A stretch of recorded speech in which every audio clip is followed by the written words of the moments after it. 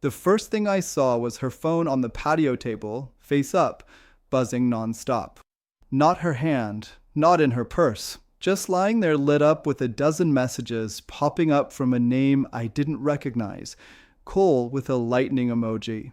She wasn't around, but her laugh was. It came from somewhere inside the house, high-pitched, careless, like she wasn't someone's wife, like she wasn't mine. I shouldn't have walked through the gate. That wasn't part of the plan. I was supposed to stay in the car, text her when I got there, act like everything was normal, but something was already wrong before I even left our driveway. She'd changed her outfit 3 times, told me not to wait up, said the party was lame, yet put on heels she hadn't worn since our wedding rehearsal dinner. So yeah, I showed up at 9:30. She told me 10:30, an hour. That's all it took for the reality of my marriage to start crumbling like wet plaster. There was no music outside, just murmurs through the walls, broken by occasional laughter. Warm lights pulsed behind the curtains. It was the kind of house where people go to forget they have responsibilities or husbands. I stepped inside. No one noticed me at first. I guess I looked like one of them. Khakis, collared shirt, awkward energy. Half the guys in there were either talking about Bitcoin or pretending to care about someone's golden retriever. And then I saw her. She was in the kitchen drinking straight from a wine bottle, barefoot now, sitting on the counter with some guy standing between her knees. He said something and she threw her head back in laughter. The kind of laugh I hadn't heard since we were still sharing toothpaste. She didn't see me, but he did. He clocked me the moment I crossed the doorway. His eyes narrowed like he was doing math. He didn't move, though. Just kept one hand on her thigh like he had every right to. That's when it hit me. She brought him here. This wasn't some spontaneous thing. This wasn't a moment. This was planned. I stepped backward like the air had become too heavy. My shoulder bumped a shelf. A wine glass fell and shattered at my feet. That's when she looked up. Her smile evaporated so fast it looked like someone flipped a switch. She froze. He didn't. She slid off the counter clumsy like her knees forgot how to be legs. "You're early," she said, as if that explained anything. "You're barefoot," I replied. I didn't raise my voice. I didn't scream. I just stared at her like I was trying to see a version of her that no longer existed. She opened her mouth to speak again, but I turned and walked out. Back to the car, still holding my keys, still holding on to some twisted idea that this was salvageable. But even in the silence of the driver's seat, I could still hear her laugh. The fake one, the one she used with him. It echoed like a warning I never listened to, and IT hasn't stopped since. I didn't drive away right away. I sat in the car, parked 3 houses down with the engine off, and my fingers still clenched around the keys like they were the only thing keeping me grounded. I didn't even look at my phone. I just stared at the glowing dashboard and listened to the soft ticking of the cooling engine, pretending that if I stayed still long enough, time would reset and I could do this whole night differently. I saw her silhouette through the windshield maybe 10 minutes later. She came out of the house, shoes back on, hair gathered up like she was trying to look presentable again. The guy didn't come out with her. She walked with purpose, but not grace, like someone trying to act sober when they aren't. When she reached the passenger door, she hesitated. Her hand hovered above the handle like she was asking permission. I unlocked the doors. She slid in silently. I could smell the wine on her breath before she even said a word. But what really hit me was the perfume, not her usual one. This was sweeter, louder. Why, I didn't recognize. I wondered if he liked it. I wondered if she wore it for him. "Thanks for coming," she said softly, like I hadn't just caught her with another man's hands between her knees. I didn't respond. I couldn't because anything I'd say would have come out too calm, too broken, or worse, too forgiving. She looked at me, searching my face for something. A cue, a crack, a way back into the lie. IT wasn't what it looked like, she began, and I actually laughed. Not because it was funny, because it was the most unoriginal, tired, soulless thing she could have said in that moment. I turned to her finally. You're going to try that line, really? She blinked. Emery, just listen. I had too much to drink. He was being flirty, and I made a mistake. You invited me to pick you up from the place where you were planning to cheat on me, I said, my voice low and flat. That's not a mistake, that's choreography. She didn't deny it. She just looked away. There was a long silence before she spoke again, quieter this time. I didn't think you'd come early. That was the part that shattered me the most. Not that she cheated, not that she kissed him, not even that she lied.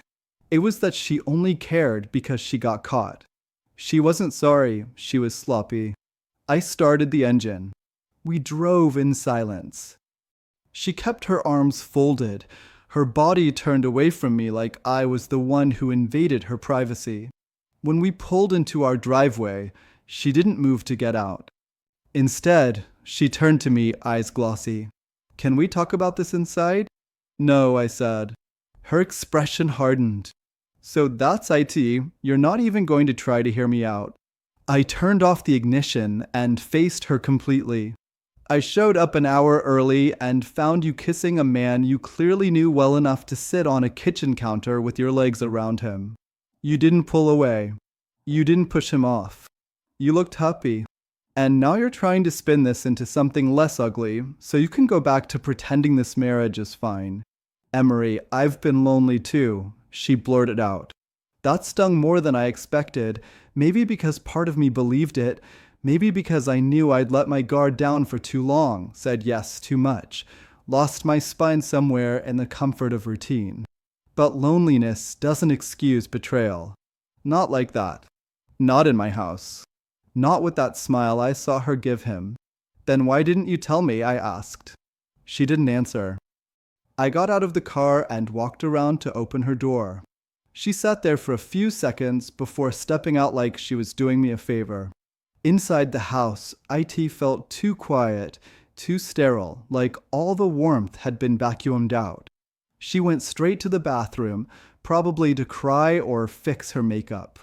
Who knows?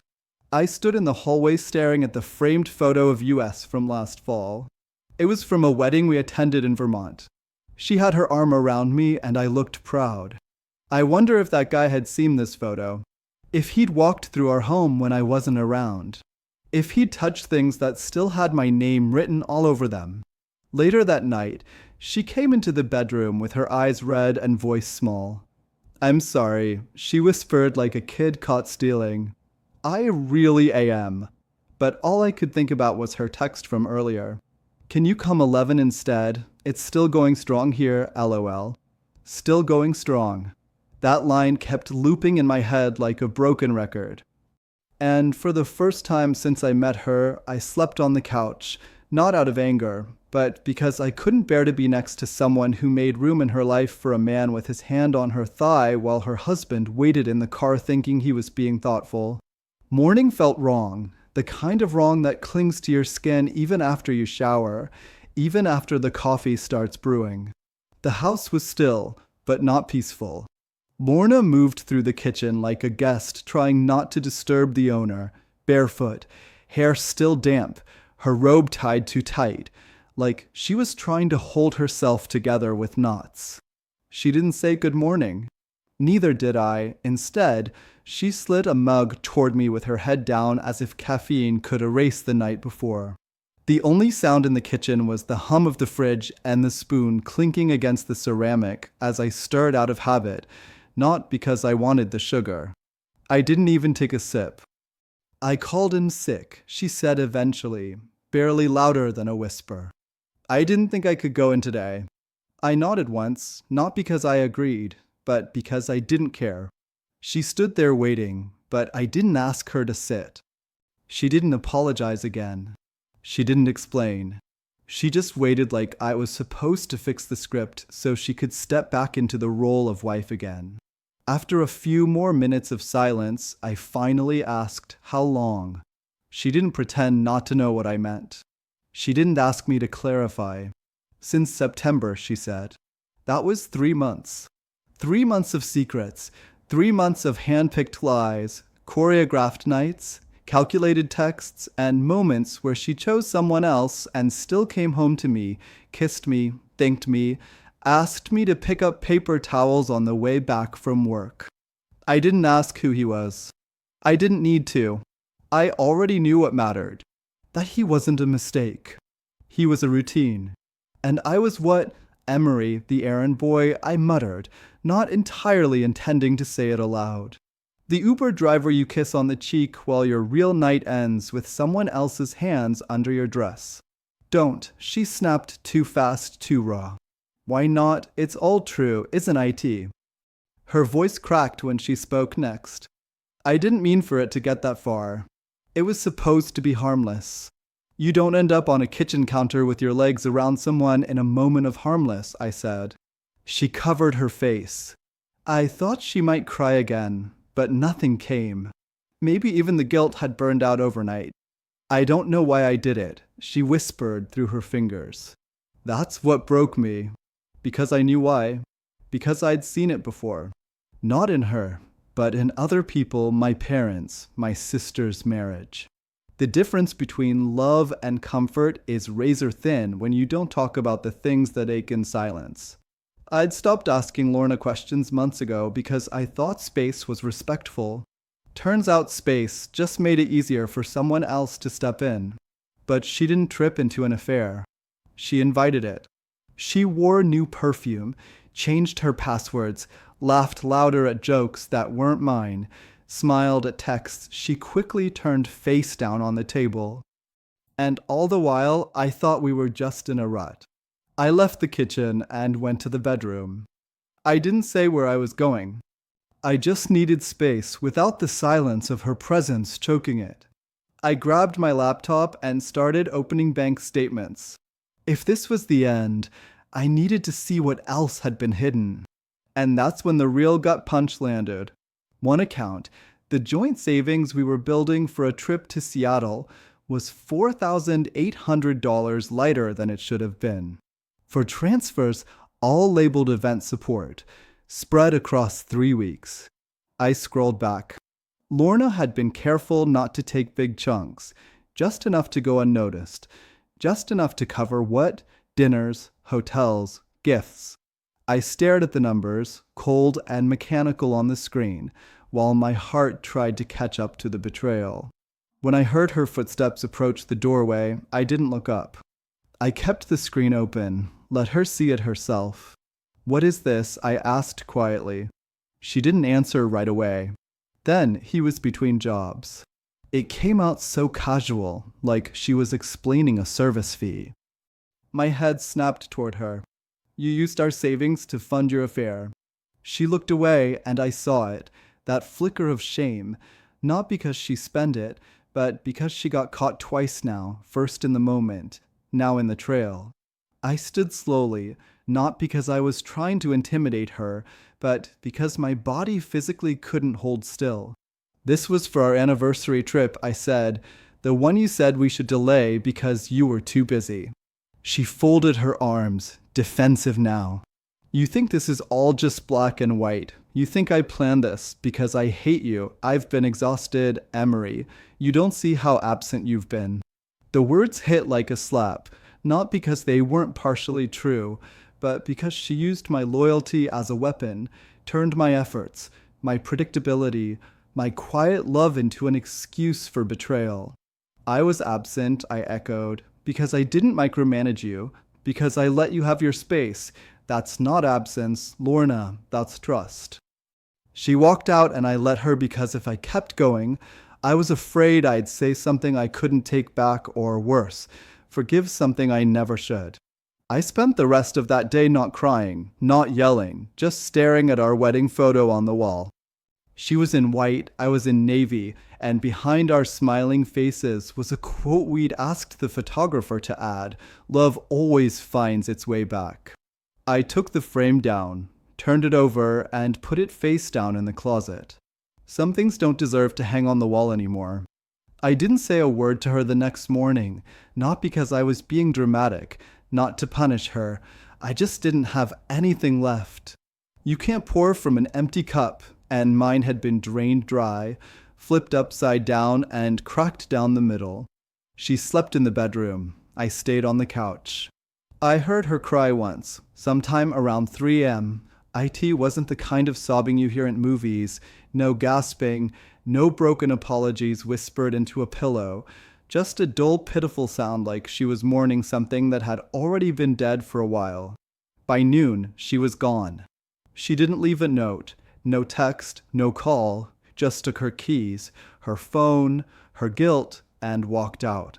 I didn't chase her. I didn't even stand at the window to watch her leave. If anything, I felt relief, not because I wanted her gone, but because her presence had turned our home into a crime scene. I spent the day cleaning, not a tidy up, not because I was in denial, but because it was the only thing I could control. I stripped the bed she'd slept in, washed the sheets in silence. I found one of her earrings behind the nightstand tangled in a dust bunny. I tossed it into the trash without thinking. It wasn't until I opened her laptop that I realized how little I actually knew the woman I married. She had left it on the dining table. I knew I shouldn't have opened it, and for a few seconds, I hovered over the lid like it was a ticking bomb. But curiosity and betrayal are like a disease. Once it starts, IT doesn't stop at the surface. There wasn't a password. She must have assumed I'd never look. Or maybe she forgot, too comfortable in the idea that I'd never question her. Her email was open, not her main account, a secondary one I didn't recognize, a Gmail address with a name I'd never seen before, buried under some alias she must have used for work or worse. The first email was from him. Subject line, Thursday was perfect. Still thinking about you. That dress, that perfume, that laugh. I'm going crazy waiting for the next time. Should I pick you up again, or is the chauffeur back on duty? He put that in quotes, chauffeur. That was me. I read it 3 times, not because I didn't understand it, but because I couldn't believe the casual cruelty. I was a joke in their private world, a footnote. But that wasn't the worst part. The worst part was what came next. An email dated 2 weeks ago from her to him, subject Seattle trip. I told Emery the anniversary trip was too expensive. He bought it without a fight. I'll reallocate the money over the next few weeks so we can book the cabin. Still working on excuses for the time off, but it's happening. I need this. I need you. That word, reallocate, like our marriage was a corporate spreadsheet. I shut the laptop so hard it made the salt shaker on the table jump. Seattle, that had been our dream, a coastal cabin, cozy fireplaces, the rain outside while we read in silence, just being near each other after years of drifting. I had spent late nights running overtime to afford it, and she turned it into a romantic escape for 2, minus me. I didn't call her. I didn't scream. I sat in the same chair staring at the now closed laptop and felt a quiet coldness settle in me. Not rage, not even sadness, just a clean clinical detachment that I'd never known I was capable of. That evening, she came back, keys jingling softly, trying not to wake the guilt. She walked in like nothing had happened, like the weight of her betrayal was something we'd eventually file under a rough patch. I was still at the table, still waiting. She froze when she saw me. You haven't moved. You lied about everything I said, even Seattle. She blinked, caught between panic and denial. What do you mean? I slid the laptop across the table toward her. That other email account, the one where you joke about me like I'm your intern. She didn't touch it. She just looked down at her hands like they belonged to someone else. I read all of it, Lorna. I know about the cabin, the money, him. I was going to cancel it, she whispered. No, I said, you weren't. Then I said something I didn't plan to say. Not yet anyway. I've contacted a lawyer. That made her look up fast. Her mouth opened, but nothing came out, no protest, no plea, just breath. I'm not doing this anymore, I continued. I'm not going to wait for you to decide when you're done using me as your fallback plan. I've been loyal, I've been patient, I've been invisible, and now I'm done. She stood there like someone realizing they were the only one left in a room after the music stopped. She didn't beg. She didn't explain. She just sat down slowly across from me. You think this makes you strong, she said, voice shaking, walking away. No, I said, I think staying made me weak. She nodded once. He won't take care of me the way you did. I laughed, but there was no humor in it. No, he won't. But you didn't want a partner, Lorna. You wanted an audience, and I finally stopped clapping. Lorna didn't leave that night. She stayed in the house, claiming the guest room like it was neutral ground. I didn't fight her on it, not because I wanted her there, but because I needed to see who she became when the spotlight of her lie was gone. She didn't cry. She didn't lash out. She barely looked me in the eye. It was like I'd turned into the inconvenience she had to step over on the way to her next chapter. The next morning, I found her sitting on the couch with her laptop open. She'd brewed herself coffee, none for me. She was in a crisp white sweater I hadn't seen before, which probably meant he bought it. It still had that new stiffness, and I could smell his cologne faintly in the threads. Are you really going through with a lawyer? She asked, eyes still on her screen. I didn't respond right away. I just leaned against the doorway, studying her like a stranger who had broken into my home and started redecorating. Finally, I said, you spent months rewriting our marriage while I was still showing up for it. I'm not going to be the guy who sticks around after the credits roll. She shut the laptop. You don't understand what it's like being married to someone so passive. I laughed once. You mean quiet or maybe boring, right? She shrugged. You never fought for me. I never thought I had to. That silence between us thickened like smoke. She looked away, probably because I just said something too real, the kind of truth that doesn't come out unless everything's broken.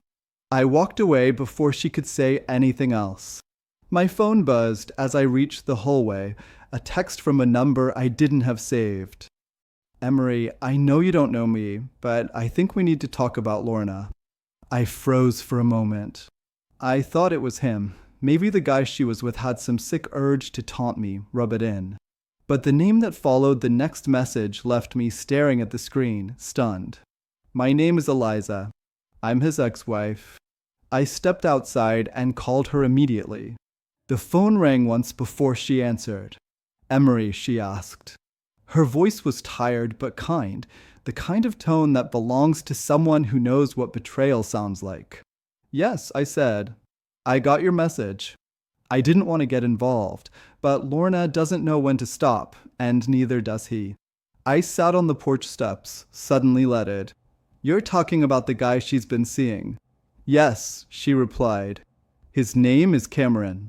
We were married for 7 years. I divorced him last year. And if she thinks he's loyal to her, she trailed off.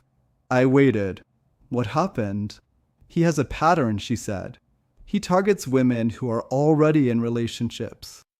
He gets off on the secrecy, on the thrill of ruining things, then he disappears, always leaves just before the fallout.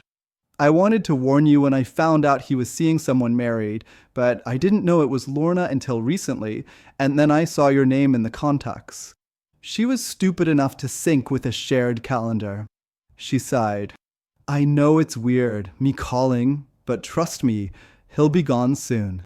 You won't even have to lift a finger. I couldn't speak. The rage I'd buried was surfacing, not because of what he'd done, but because she'd let it happen willingly. I'm sorry, Eliza said. I really am. But I promise you, you are not the first man she's tried to replace. She hung up before I could thank her.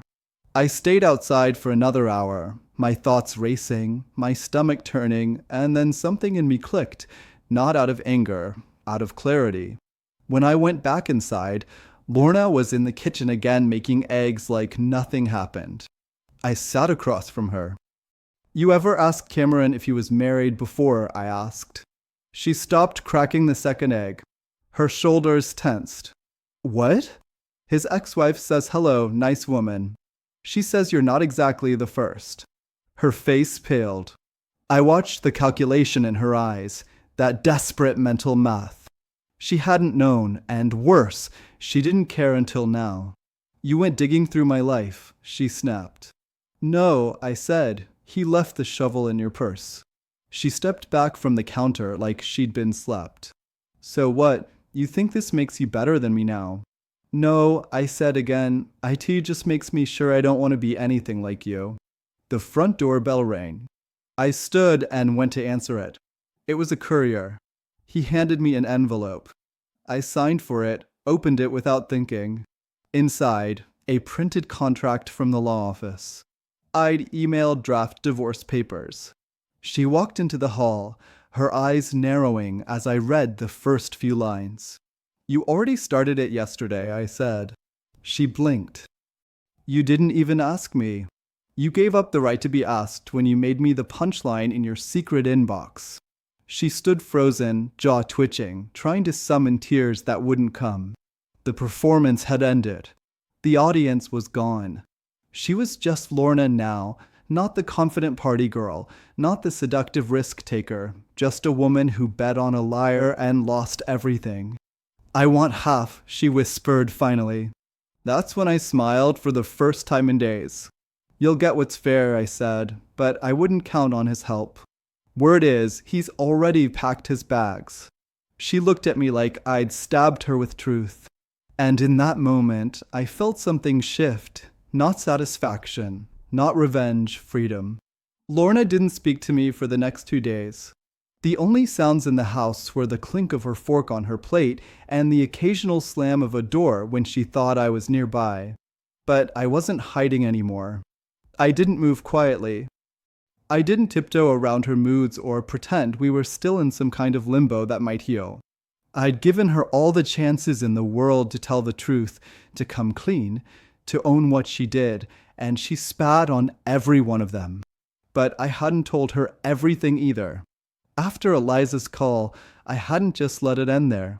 Something kept gnawing at me.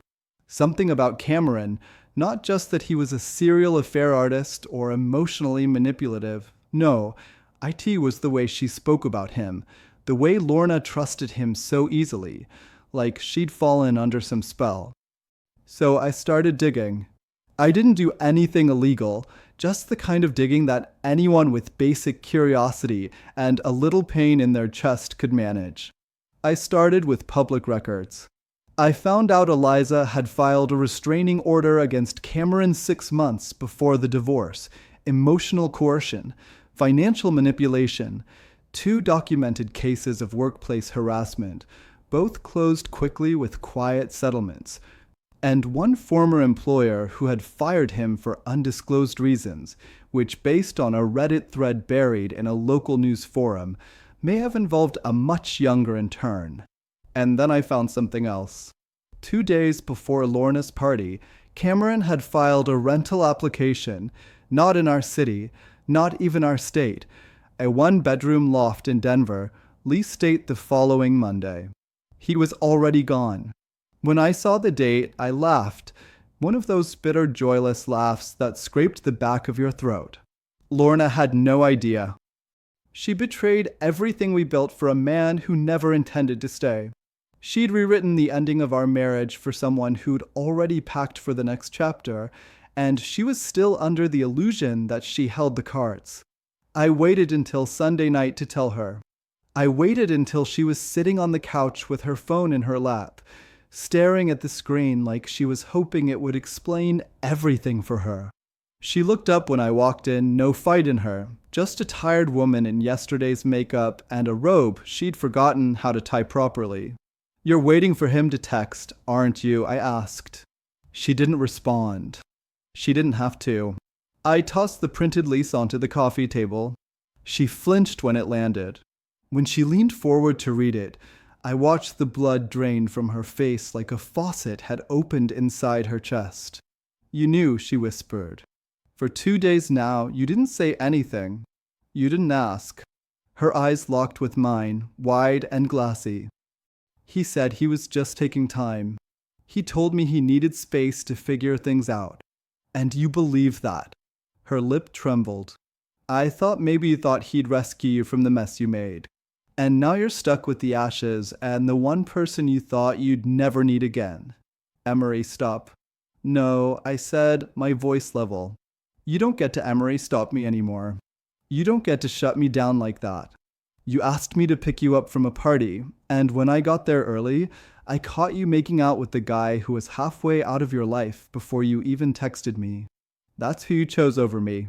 That's the man you built a fantasy around while stealing from our savings. She covered her mouth and looked down. I didn't know if she was about to cry or throw up. I didn't care. You think I'm boring, fine. You think I'm quiet, fine. But I was loyal. And loyal doesn't mean weak. It means I trusted you not to burn down the house while I was out buying the nails to fix the roof. She stood suddenly. You don't know what it's been like being with you. I know I wasn't enough for you, and I've made peace with that. But you know what I was real, and he wasn't. She stormed into the guest room, and for the first time, I didn't follow. But the story didn't end there, because Monday morning I got a call from an unknown number. I almost didn't pick up, but something made me swipe. Is this Emery Keller? Yes. This is Officer Wyatt with the Denver Police Department. Are you familiar with a man named Cameron Ellis? The breath caught in my throat. I know of him. Why? He listed you as a professional contact on a rental form. We're conducting follow UPS due to an incident. I'm not at liberty to discuss the full details, but Mr. Ellis has been taken into custody pending further investigation. We just needed confirmation you weren't a cohabitant or financially involved in any lease agreements. What kind of investigation? I asked. A long pause. Then, multiple identity fraud claims. It's not the first time. We're looking at several aliases and women who may have been victims. My skin went cold. Lorna hadn't just been used, she'd been targeted. I have no financial connection to him, I confirmed. But I know someone who might have been involved.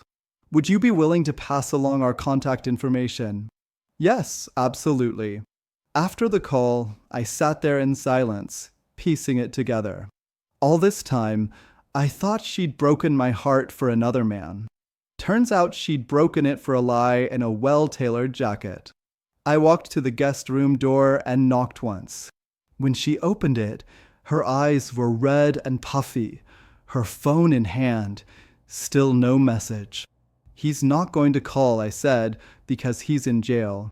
Her knees buckled, and for the first time in weeks, I didn't feel small. I felt finished. The funny thing about watching someone unravel is that IT doesn't happen in the dramatic way movies like to show. There's no screaming into pillows, no throwing plates, no thunderstorms outside as a metaphor. Real unraveling is quiet, it's pathetic, it's slow. I saw it begin in Lorna's knees when I told her he was in jail. I saw it again the next morning when she sat at the kitchen table with both hands wrapped around her phone like it was an anchor. No makeup, hair like she hadn't slept, just sitting there refreshing the same messages that never came.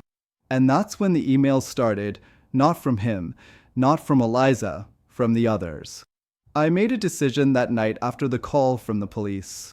I forwarded the officer's contact to Lorna. I didn't do it out of spite. I wasn't trying to punish her. I did it because she needed to wake up. She needed to understand just how far from reality she had wandered and how deep into someone else's con she had truly fallen. She never said thank you, but she started checking her email again like it was a lifeline. And within 24 hours, the trickle became a flood. First came Emily S., subject line, I saw your name mentioned in an old thread. Then Sarah from Portland, who had apparently dated Cameron Ellis when he was going by Derek Vaughn. And then Mara, who attached actual bank statements from a shared account where he drained her of $7,200 before vanishing. Each story more unhinged than the last. Same man, different name, different city, always the same pattern: charm, seduction, intimacy, vanish. He never stayed longer than 6 months, and every time he left, he did it cleanly. No social media trail, no accounts, just new women, new lies, new versions of himself. She said nothing. She didn't reply to them. She didn't cry. She just read and stared. And somewhere in all that silence, I realized she wasn't sad about losing him. She was mourning the fantasy she built in her head. She fell in love with a reflection, a shadow of a man projected through attention and danger and adrenaline. And now she was stuck with the real version of herself, the one who cheated, lied, and threw away a decade of marriage for a man who saw her as nothing but a pit stop. She didn't leave the house for 3 days. I did. I went back to work. I met with my lawyer. I started untangling my finances, canceling joint accounts, moving my name off the lease. But the thing that really changed everything came from a place I never expected. My sister Jane. We hadn't spoken much over the last year, mostly my fault. I pulled away. Lorna had always said Jane was too nosy, and I listened. But when Jane heard what had happened, and she did, because news like this moves faster than shame, she showed up on my doorstep with 2 iced coffees and a manila envelope. She hugged me tight and whispered, "You should have told me sooner." I hadn't realized how much I needed to hear that. Over coffee, she slid the envelope toward me. "I don't want to make this worse," she said, "but you should know something." Inside were printed screenshots, texts from a mutual friend of hers and Lorna's. Messages exchanged months ago, well before the party. "Lorna, I think I finally met someone who makes me feel alive. I don't feel trapped anymore. Friend, what about Emery? Lorna, he won't leave unless I give him a reason. Maybe time I give him one." I felt the room tilt. All this time, I thought the betrayal was spontaneous, a slow burn that became a fire. But this was planned arson. Jane looked at me carefully, gauging my reaction. "I'm sorry. I didn't know she was serious. I thought she was just venting. She was laying the groundwork," I muttered. "She wasn't just cheating. She was crafting an exit." And for the first time, I stopped feeling sorry for her.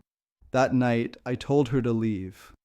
She was in the living room, curled up in a blanket, laptop open on the same thread of messages from Cameron's victims. When I said her name, she looked up, hollow-eyed and pale. "You need to go." "Where?" "That's not my problem anymore." She sat up slowly. "You're really doing this now after everything I've lost." I tilted my head. "You lost what you threw away. You just didn't expect to land alone." She blinked back tears. "I was wrong, Emery. You were cruel." She stood trembling. "I didn't want to hurt you. I swear I didn't think it would go this far. You wanted to hurt me just enough to make me let go. And when I didn't, you escalated." Silence. Then she said it, the words that finally cemented the end. "I thought you'd fight harder for me." I stared at her, baffled. "I fought every day to keep US alive. I gave you peace, stability, forgiveness. But you were bored. And instead of fixing what we had, you went chasing chaos. You mistook drama for depth. You thought intensity meant love." She was shaking now. Her phone buzzed, probably another message from another woman detailing another lie. I pointed at the suitcase already packed near the door. "Go." She didn't argue. She didn't beg. She just grabbed the handle. As she passed me, she paused. "Where will I go?" I looked her dead in the eyes. "Anywhere but here." She left quietly. No scene, no tears, just a shadow walking out of the house she helped poison. I locked the door behind her. Then I turned off the lights, sat in the darkness, and breathed for the first time since that party. I really breathed. The house was still again, but this time the silence didn't hurt. I woke up the next morning and realized I wasn't waiting for a door to slam, for keys to jingle, for a lie to be delivered in a soft voice. The air felt clearer, the rooms brighter. Even the floorboards didn't creak like they used to when I tiptoed around her moods. I made coffee, just one mug, and it tasted better than it had in weeks. Divorce isn't a happy thing. Nobody grows up dreaming about sitting across from a lawyer to unbind what took years to build. But sometimes the most freeing moment isn't the one where you walk away. It's the one where you let go of the expectations, the resentment, the question that kept haunting me. What did I do wrong? Because now I understood I hadn't done anything wrong. I had simply given my heart to someone who didn't know how to hold it. And that wasn't my shame to carry anymore. 2 weeks later, I was at a bookstore of all places, not because I needed anything in particular. I just wanted to be around shelves again, stories, voices, characters that didn't betray you halfway through. I wandered through the nonfiction section, not really looking, just letting my hands drift over the spines. That's when I bumped into someone, literally. She dropped her tote bag. I bent down to help her pick it up, and we both laughed awkwardly like strangers do when life nudges them into each other. "I'm sorry," I said. "Didn't see you coming." Same, she smiled, though I guess that's what makes these things interesting. Her name was Renee, a photographer recently moved to the city to start over after, in her words, betting on the wrong person for too long. I almost laughed out loud at the symmetry. We talked for an hour beside the biography section. She asked about my favorite books. I asked about her favorite place to shoot. Neither of us asked about the past. Not yet. IT wasn't time. But when she smiled, IT wasn't performative. IT wasn't hiding something behind it. And when I said goodbye and walked away, I felt lighter. Like maybe not now, not this second, but eventually I could love again. 3 days later, I got a message. "Renee, that book you recommended, I read it in one sitting. Want to grab coffee and spoil the ending together?" I replied almost immediately. "Me, only if you promise not to lie about how it made you feel." She responded with a laughing emoji, then a heart. So yeah, that's how this ends. Not with revenge, not with someone crawling back, begging for another chance, not even with dramatic closure. Just me breathing again, smiling again, and starting over.